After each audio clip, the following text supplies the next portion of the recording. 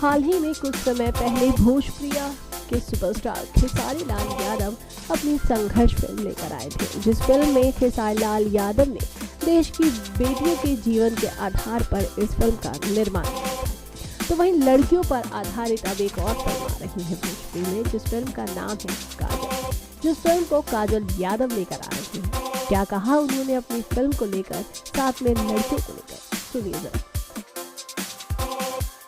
कि हमारी जो आज की जनरेशन की लड़कियां होती है बहुत जल्दी हिम्मत हार देती है। कोई भी चीज़ें हो जाए तो वो टूट जाती है। जैसे बॉयफ्रेंड ने छोड़ दिया तो सुसाइड कर लेती है।